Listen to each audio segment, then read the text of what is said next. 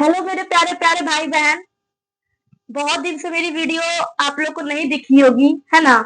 क्योंकि मेरी शादी हो गई थी बीच में। आप लोग को देख के लग ही रहा होगा कि मैम का कुछ पिछले वीडियो में अलग था, इस वीडियो में अलग है कि मेरी शादी हो गई थी बीच में, तो उसमें तो आप लोग को पता है थोड़ा बिजी हो ही जाते हैं। ठीक है, अब जो है मेरी वीडियो रेगुलर रहेगी, आप लोग को रेगुलर बेसिस पे वीडियो मिलते रहेगी। तो चलिए हम लोग स्टार्ट करते हैं। तो मेरी जो लास्ट वीडियो मैंने पोस्ट की थी उसमें मैंने बुक कीपिंग, अकाउंटिंग और अकाउंटेंसी तीनों के बारे में बताया था।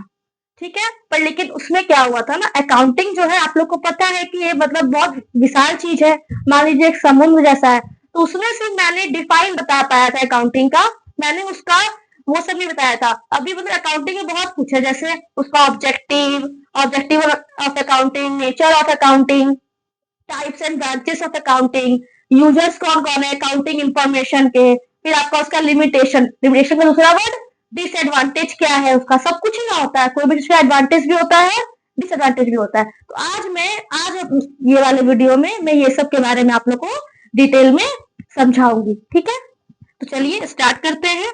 तो देखिए उसके पहले एक चीज आप लोग को, जो मैंने बुक कीपिंग और अकाउंटिंग के बारे में बताया था, तो वो तो मैंने लिख के बताया था उनको डिफाइन करके।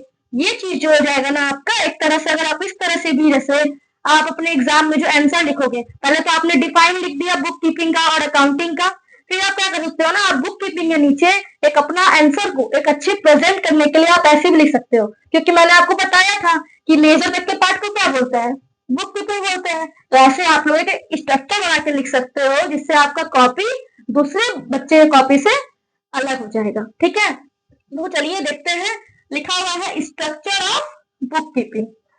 तो सबसे पहले क्या है उसमें, फाइनेंशियल ट्रांजेक्शन। जो भी ट्रांजेक्शन है ना हम लोग लेंगे, पहले जो भी हम लोग के कॉपी में राइट डाउन किया होगा या फिर ट्रांजेक्शन कहीं भी होगा, उससे पहले उसमें क्या करेंगे, फाइनेंशियल ट्रांजेक्शन जो रहेगा, है ना, फिर उसको हम लोग क्या करेंगे, जर्नल एक फॉर्मेट होता है, जर्नल भी बताऊंगी, जर्नल एंट्री क्या होता है वो भी बताऊंगी।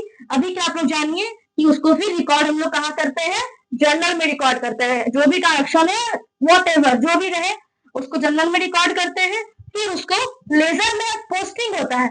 लेजर में कभी एंट्री नहीं होता है। ये लेजर में क्या होता है ना, जितना भी आपका वो रहेगा, कार रहे, फर्नीचर रहे, कुछ भी रहेगा, जो भी ट्रांजेक्शन का नाम रहेगा, उसका सबका अलग अलग अकाउंट बनता है। उसमें अकाउंट मतलब खाता बनता है, तो इसमें हम लोग पोस्टिंग करते हैं। लिखा हुआ है ना लेजर के ब्रैकेट में, posting of general into different account. ठीक है, ये जो आपका पार्ट हुआ, यहाँ तक का पार्ट को बोलेंगे बुक कीपिंग। ठीक है, तो ऐसे अगर आप लोग आंसर लिखेंगे तो आप लोग को और अच्छे होगी। तो आप चाहे तो यहाँ पे आप स्क्रीनशॉट इसका ले सकते हैं, या फिर जिसको लिखने का मन है तो लिख सकते हैं। मैं तो यही मतलब अपने तरफ से एडवाइस दूंगी कि आप लोग लिखा कीजिए, क्योंकि अगर आप लोग उसी टाइम लिख लेंगे ना, हाँ, तो अगर आप लोग अभी लिख सकते हैं तो लिख लीजिए, या फिर आप लोग को स्क्रीनशॉट लेना है तो स्क्रीनशॉट भी ले सकते हैं। ठीक है, अब आगे स्ट्रक्चर ऑफ बुक कीपिंग हम लोग ने जान लिया। अब हम लोग जानते हैं स्ट्रक्चर ऑफ अकाउंटिंग, जो बोर्ड पे लिखा हुआ है। ठीक है, अब स्ट्रक्चर ऑफ अकाउंटिंग क्या है, अब देखिए उसमें बुक कीपिंग में कहाँ पे हुआ था, लेजर तक हुआ था। बुक कीपिंग का काम कहाँ तक का है, लेजर तक का काम है। लेजर के आगे आता है ट्रायल बैलेंस, जो अकाउंटिंग के पार्ट में आ गया।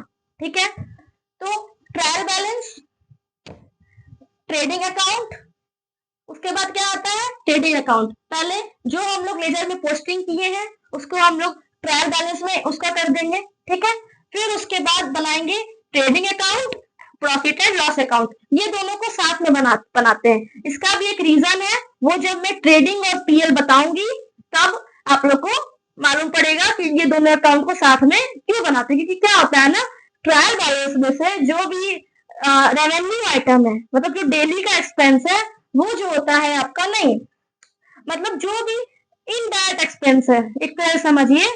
ठीक है, जो इनडायरेक्ट एक्सपेंस है वो आपका प्रॉफिट एंड लॉस अकाउंट में आता है, और जो डायरेक्ट एक्सपेंस है, मतलब मान लीजिए गोडाउन का खर्चा, मतलब जो माल हम लोग का बन रहा है, गोडाउन तक जो भी उसमें एक्सपेंस लग रहा है वो ट्रेडिंग अकाउंट में आता है। फिर लास्ट में क्या होता है अपना बैलेंस शीट। क्या होता है, बैलेंस शीट। तो जो अकाउंटिंग का जो काम है वो ट्रायल बैलेंस से लेके बैलेंस शीट तक का काम है। ठीक है, तो अब आप खुद सोचिए कि अगर इस टाइप से आप लोग आंसर दीजिएगा तो जो आपका एग्जामिनर होगा वो तो एक ही बार में समझ जाएगा कि नहीं, बच्चा को तो अच्छा नॉलेज है, इतने अच्छे से वो मतलब क्या है डिफाइन कर दिया बुक कीपिंग कहाँ तक होता है। और ये इससे क्या होगा ना, एग्जामिनर आपको फुल मार्क्स देगा। ठीक है, ये समझ में आ गया। तो और मैंने स्टार्टिंग में क्या बोला था कि अकाउंटिंग का एक्सप्लेनेशन करना, यानी कि उसका ऑब्जेक्टिव नेचर ये सब बताना। चलिए अब उस पर आते हैं हम लोग, अब वो सीखते हैं। ठीक है, अकाउंटिंग का डिफिनेशन और उसका जो पॉइंट्स था वो मेरे लास्ट वीडियो में है, जो मैंने इसके प्रीवियस वीडियो में था, तो जिसको वो देखना है तो वो उसमें जाके देख सकते हैं। फिर उसके यहाँ पे ऑब्जेक्टिव ऑफ अकाउंटिंग। अब हम लोग देखिए, कोई भी चीज का उद्देश्य होता है, ऑब्जेक्टिव का हिंदी क्या होता है, उद्देश्य। तो कोई भी चीज का क्या होता है, अगर हम लोग अकाउंटिंग भी कर रहे हैं तो उसका भी तो कुछ ऑब्जेक्टिव होगा, मतलब भी ना कर रहे हैं, ऐसे थोड़ी ना कर रहे हैं। तो उसका पहला ऑब्जेक्टिव है to keep systematic and complete record of all financial transaction, मतलब सिस्टमेटिक वे में यानी कि प्रॉपर वे में, और कंप्लीट रिकॉर्ड मतलब कुछ भी छूटे ना, एकदम complete record of all financial transaction. हम अकाउंटिंग क्यों कर रहे हैं, इसका पहला ऑब्जेक्टिव ये है कि अपना रिकॉर्ड को एक प्रॉपर तरीके से रखना और एक कंप्लीट रिकॉर्ड मेंटेन करना, जितना भी फाइनेंशियल ट्रांजैक्शन हुआ है। बार बार ये वर्ड आ रहा है, ये कीवर्ड है फाइनेंशियल ट्रांजैक्शन, क्योंकि यहाँ पे हम लोग अकाउंटिंग किसका हो रहा है, बिजनेस का अकाउंटिंग हो रहा है, या फिर जो हम लोग का काम है उसका अकाउंटिंग हो रहा है। ठीक है, ये पहला पॉइंट है। दूसरा point, to find profit and loss. Obvious सा बात है, हम लोग अकाउंटिंग क्यों कर रहे हैं, ये तो मैंने अपने पहले वीडियो में ही बताया था कि प्रॉफिट मतलब बिजनेस का परफॉर्मेंस कैसा है, प्रॉफिट लॉस क्या हो रहा है, तो वो तो हम लोग को निकालना ही है ना। उसका दूसरा ऑब्जेक्टिव क्या हो गया, to find profit and loss. तीसरा, टू फाइंड फाइनेंशियल पोजीशन, मतलब हम लोग के बिजनेस या फिर जो हम लोग का जो भी काम है उसका फाइनेंशियल पोजीशन कैसा है, वो तो हम लोग को अकाउंटिंग करने से ही ना मालूम पड़ेगा। जो हम लोग का बैलेंस शीट टैली होगा उसमें देखेंगे, वो इसमें एक चीज है कि to find financial position assets and liabilities. ये दोनों वर्ड जो न्यू बच्चे हैं, मतलब जो मेरे जो न्यू भाई बहन है जो अभी 12th कॉमर्स लिए हैं, तो उनको ये वाला बात समझ में नहीं आएगा कि एसेट्स क्या होता है, लायबिलिटीज क्या होता है। तो उसके लिए घबराने का कोई बात नहीं है, मेरा अलग अलग वीडियो बनेगा, एसेट्स के बारे में अलग बताऊंगी, लायबिलिटीज के बारे में भी अलग बताऊंगी। बस अभी आप लोग जानिए कि जो फाइनेंशियल पोजीशन होता है वो होता है, मतलब इससे ये भी तो मालूम पड़ेगा ना कि हम लोग के बिजनेस पे एसेट्स यानी कि संपत्ति, एसेट्स कितना है, लायबिलिटी यानी कि दायित्व। अभी मैं थोड़ा थोड़ा बता रही हूँ, इसको फुल डिटेल में भी और जो मेरा वीडियो आएगा उसमें आएगा। ठीक है, मतलब हम लोग का दायित्व, मतलब हम लोग को जो हम लोग का क्रेडिटर कौन कौन किसको उसको हम लोग को उधार बाकी है उसको भी पूरा करना है, क्योंकि कभी भी जो एक बिजनेस होता है तो उसमें तो बहुत लोग से जो है ना हम लोग उसको एक बार पेमेंट कर देते हैं, तो वही है। तो इससे अकाउंटिंग करने से हम लोग को ये भी तो मालूम पड़ता है कि हम लोग का कितना लायबिलिटीज है और कितना एसेट्स है। ठीक है, तीसरा पॉइंट ये हो गया। चौथा point, to make financial decision, मतलब हम लोग को टू मेक फाइनेंशियल डिसीजन, मतलब अब हम लोग जो अकाउंटिंग कर रहे हैं उससे हम लोग को एक जो अपना कंपनी है या फिर अपना बिजनेस है तो उसका हम लोग को निकालने का भी तरीका होगा ना। मतलब एक फाइनेंशियल डिसीजन ले सकते हैं ना हम लोग देख के कि किस टाइप का मेरा चल रहा है काम, तो उसको लेके हम लोग आगे हम लोग को कुछ और बेटर करना है, कुछ और कम करना है, क्या करना है, तो वो भी एक तरह से हो गया, ये भी इसका एक ऑब्जेक्टिव हो गया। आगे, टू फुलफिल लीगल रिक्वायरमेंट, मतलब जो भी तरह का लीगल वाला चीज है, कानूनी चीज है, वो भी तो इससे हम लोग को मालूम पड़ेगा ना कि हम लोग क्या क्या फुलफिल करना है। ठीक है, 6 point, to provide information to various groups and user, मतलब जिसको हम लोग के बिजनेस के बारे में जानना है, क्योंकि पैसा कौन लगाएगा, शेयर होल्डर लगाएगा ना, मतलब जो शेयर परचेस करेगा, तो वो भी तो देखना चाहेगा ना कि आखिर इसके बिजनेस में प्रॉफिट कितना है, लॉस कितना है, एसेट्स क्या है, लायबिलिटीज क्या है। तो सबसे मेन ऑब्जेक्टिव तो ये भी हम लोग बोल सकते हैं, टू प्रोवाइड इंफॉर्मेशन, उनको एक तरह से इंफॉर्मेशन भी तो प्रोवाइड होगा ना, जो भी ग्रुप से या फिर जो भी यूजर्स है जो हम लोग को फॉलो कर रहे हैं, जिसको जानना है कि हमारी कंपनी कैसी है। ठीक है, तो ये भी एक मेन ऑब्जेक्टिव हो गया। तो ये आपका 6 पॉइंट का ऑब्जेक्टिव है। और एक चीज, आप लोग को ये सबका नोट्स भी मिलेगा, आप लोग इसका टेंशन मत लीजिए। और आप लोग को ये लगता हो कि मैम ये कौन से कॉपी से पढ़ती है, तो ऐसा बात नहीं है, ये मेरा खुद का नोट्स बनाया हुआ है। ठीक है, तो आप लोग को भी अपने एग्जाम के लिए या फिर अपने पास अच्छे नोट्स के लिए तो आप लोग को भी ये वाला नोट्स मिलेगा। मैं पिछले वीडियो में ही बोली थी कि नोट्स के लिए मैं अलग से वीडियो बना दूंगी। जैसे मेरा अभी तीसरा वीडियो है, तो पहला वीडियो का तो नोट्स मेरा हो गया था उसी में वीडियो के साथ में ही, दूसरा वीडियो तीसरा वीडियो का नोट्स नहीं, तो मेरा जो नेक्स्ट वीडियो आएगा उसमें नोट्स आ जाएगा। मतलब मैं ऐसे ही करूंगी, टॉपिक पढ़ाऊंगी, फिर उसका एक वीडियो में उसका नोट्स भी कर देंगे, ताकि एक वीडियो से आप लोग अच्छे से समझ जाओ और एक वीडियो से वही समझाओ चीज को जब लिखोगे तो आप लोग को थोड़ा बेटर भी लगेगा, उस टाइम और समझ में आएगा, इसीलिए मैंने अलग अलग कर दिया। ठीक है, तो अब दूसरा टॉपिक है nature of accounting. Nature of accounting, इसमें 4 पॉइंट है। मतलब अकाउंटिंग का नेचर कैसा है, अब सबका अपना अपना नेचर होता है ना। तो it is a business of language, ये क्या है, बिजनेस का भाषा है। क्यों ऐसा, क्योंकि हम लोग अकाउंटिंग करेंगे तो बिजनेस के बारे में ना जानकारी दे रहे हैं, तो एक तरह से इसको बोल सकते हैं it is a business of language. दूसरा, ये लाइन हम लोग पहले भी पढ़े हैं, मेरा जो प्रीवियस वीडियो था, फर्स्ट वीडियो, उसमें भी आया था, it is a science as well as art. मतलब ये साइंस भी है और आर्ट भी है। ऐसा कैसे है, और हम लोग जो प्रेजेंट कर रहे हैं इसको खूबसूरती के साथ बताएंगे कैसे किया जाता है, तो वो एक तरह का आर्ट हो गया। और जो भी हम लोग इसमें लिखने का तरीका अपना रहे हैं या फिर जो फॉर्मेट पहले से दिया हुआ है, तो वो आपका क्या हो गया, साइंस हो गया। तो ये दोनों है, it is a science as well as art. तीसरा पॉइंट है इट इज अ प्रोफेशन। ये क्या है, एक तरह का प्रोफेशन है। कोई भी अकाउंटिंग कर लेगा क्या, नहीं कर सकता ना, उसके लिए उसको आना भी तो चाहिए ना। तो ये सब उसका नेचर हुआ। एक, accounting is a service activity. Accounting क्या एक तरह का सर्विस एक्टिविटी, ऑब्वियस सा बात है, वो सर्विस ही दे रहा है ना, कि सामने वाला मतलब देख रहा है ना, उससे उसको नॉलेज मिला ना कि उसका बिजनेस में कैसा क्या चल रहा है, उसके कंपनी में आखिर क्या हो रहा है।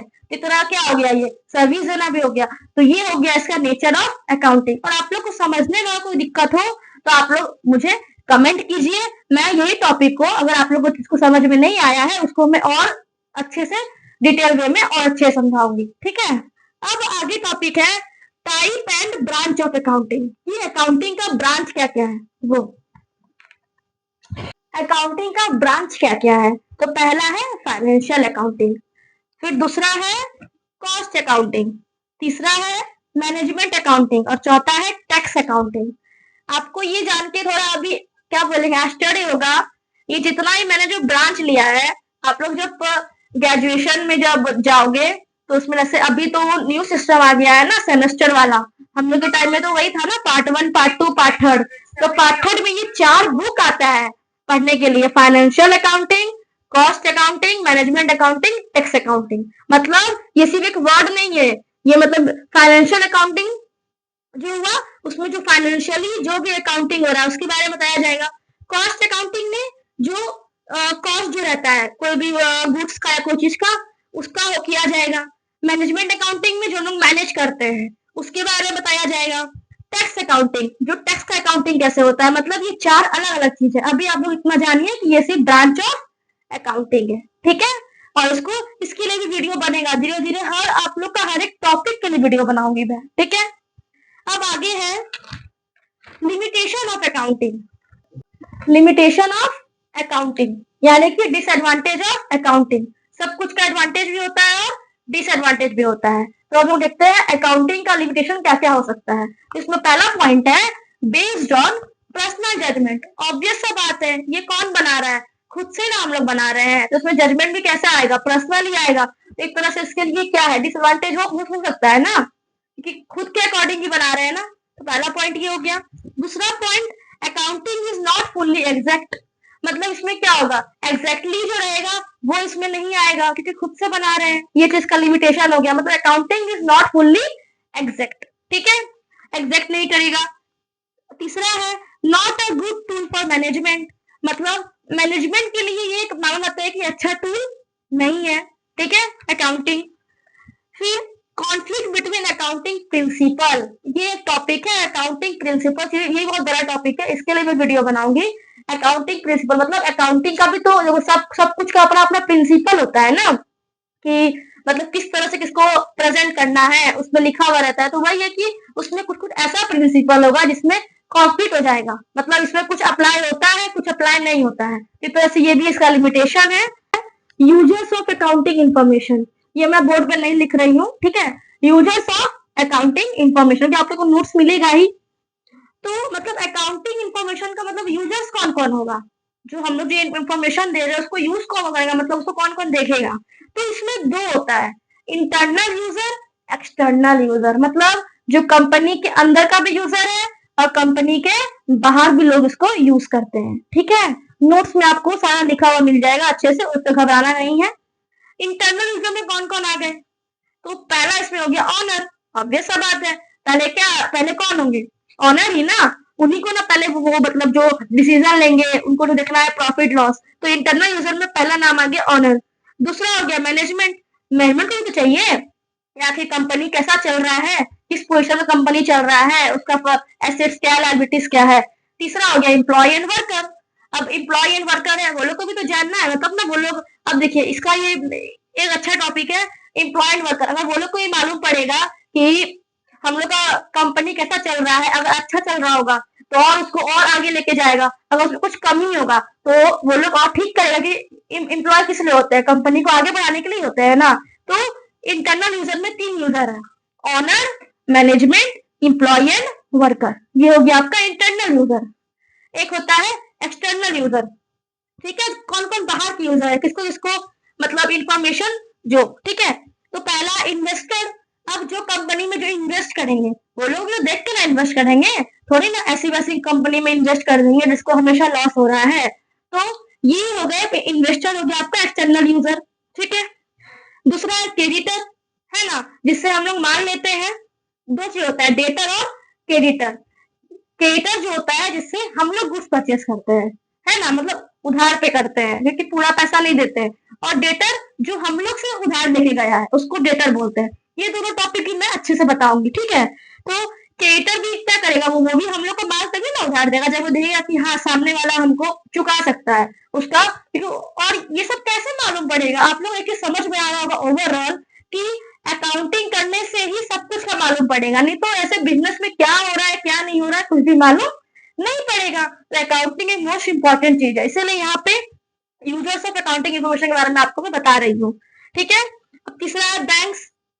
अब बैंक से भी तो हम लोग लोन लेंगे, तो बैंक भी तो हम लोग का अकाउंटिंग देगा तभी ना हम लोग को लोन देगा, ऐसे ही नहीं दे देगा, सेम बात। चौथा है आपका फोर्थ नंबर गवर्नमेंट। गवर्नमेंट भी देखेगी, वो लोग भी तो टैक्स मांगेगी ना। तो गवर्नमेंट, तो ये सब हो गया एक्सटर्नल यूजर में, क्योंकि ये एक्सटर्नल हो गया ना, कंपनी के अंदर तो नहीं आया ना। एक है आपका अदर यूजर, मतलब अदर यूजर में कोई भी तरह का यूजर आ गया जिसको मतलब हम लोग के कंपनी में ये जॉब के लिए अप्लाई करना है या फिर मान लीजिए मतलब जानना है कंपनी के बारे में किस टाइप का है, तो वो आपका हो गया। ठीक है, तो ये आपका दो यूजर हो गया, इंटरनल और एक्सटर्नल। इसका आपको नोट्स। और एक चीज, ये मतलब लास्ट टॉपिक हुआ। ठीक है, तो और एक चीज, अब अभी जो मैंने जो भी पढ़ाया अगर आप लोग को समझ में नहीं आया हो तो आप लोग मुझे कमेंट कीजिए, मैं आप लोग को और डिटेल से मैं बताऊंगी। जो टॉपिक समझ में नहीं आया होगा वो टॉपिक बताऊंगी, ऐसा बात नहीं है कि मैम दोबारा नहीं बताएगी, ठीक है, या फिर दीदी दोबारा नहीं बताएगी, ऐसा कोई बात नहीं है। आप लोग को जिसमें डाउट हो आप लोग कमेंट कीजिए, मैं बताऊंगी। अगर कुछ मेरे से भूल चुक भी रहा हो कि हाँ चलो समझ में नहीं आया हो मेरा कोई बात, तो उसके लिए भी आप मुझे बोल सकते हैं, मैं और अच्छे बेटर वे में आप लोग को बताऊंगी। और एक चीज जो मैंने शुरू में जो बोला था, बुक कीपिंग, अकाउंटिंग, ये सब, तो जो बच्चे मेरा पहले वाला वीडियो नहीं देखे होंगे, जो डायरेक्ट ये वाले वीडियो में आए होंगे, तो वो अगर उनको जानना है कि बुक कीपिंग क्या होता है, अकाउंटिंग क्या होता है, अकाउंटेंसी क्या होता है, और एक मतलब एक और वीडियो था उसमें मैंने जब स्टार्ट किया था तो स्टार्टिंग में तो बेसिक बताया था कुछ, तो वो भी वो जान सकते हैं। मैं इस दोनों वीडियो का लिंक अपने इस वीडियो में डाल दूंगी, तो आप लोग उसमें जाके इजीली, मतलब आप लोग को ढूंढना नहीं पड़ेगा, उसी में जाके आप लोग आराम से क्लिक करके देख सकते हैं। और कोई भी तरह का डाउट हो तो मेरे से पूछिएगा। बाकी हाँ, एक इम्पोर्टेंट चीज, रहा बात नोट्स का, मैंने मतलब 2 वीडियो जो अपना बनाया इधर, एक ये वाला एक पहले वाला, वो दोनों का नोट्स पेंडिंग है। ठीक है, तो अब जो मेरा नेक्स्ट वीडियो आएगा वो नोट्स का ही वीडियो आएगा, तो जिसको आराम से लिखना हो नोट्स वो मेरे उस वीडियो में आइए, क्योंकि देखिए अब आप लोग समझ गए हैं सब कुछ, तो आप लोग को जब आप लोग नोट्स पढ़िएगा तो आप लोग को लिखने में और इंटरेस्ट आएगा और आप लोग को और अच्छे से समझ में आएगा, इसलिए वीडियो स्किप मत कीजिएगा। ठीक है, और धीरे धीरे मैं वीडियो बनाते रहूंगी। Thank you.